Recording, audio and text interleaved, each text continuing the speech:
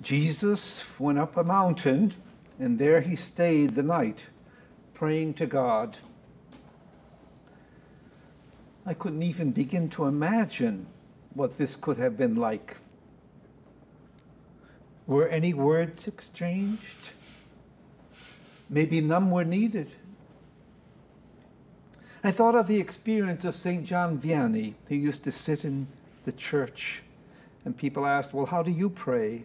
He said, well, I look at him, and he looks at me. And then I thought of St. Jane de Chantal, who exhorted her followers to hold your eyes on God and leave the doing to him. I thought of my own experience of encountering God without the use of a lot of words, or for that matter, without any words. However, not for a whole night.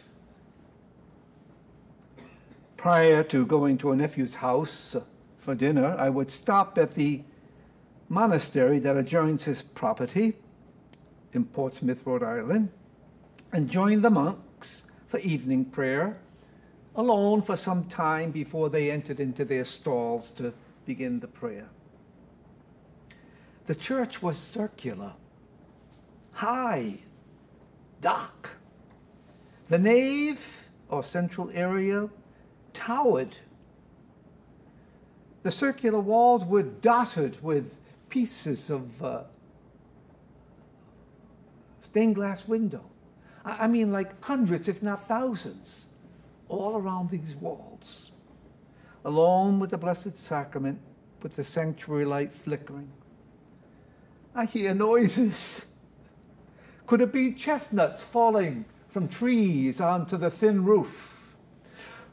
I asked my nephew, he said, well, maybe it's the wood. Sometimes from the heat it expands or contracts and it makes noises. Sitting there, doing nothing, yet I knew he was present. There was a power that served to quiet me, relax me, and stay with me as I exited the church to go to dinner. That power, that experience is not unique to me, nor should it come as a surprise to any one of us when it happens. We just heard an exhortation from St. Paul giving to members of a Christian community that he had catechized. And what he said to them applies to us. For we likewise have been washed, sanctified, justified in the name of Jesus. Or in the words of Isaiah 43, chapter 1, I called you by name, and you are mine. Elsewhere in the scriptures, there are descriptions of Jesus praying to the Father. In this instance, Jesus spent the night.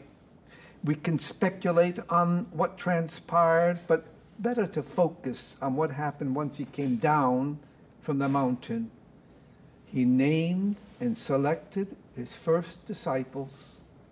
They were his first, but not his last. For we also have been called by name, and we are his.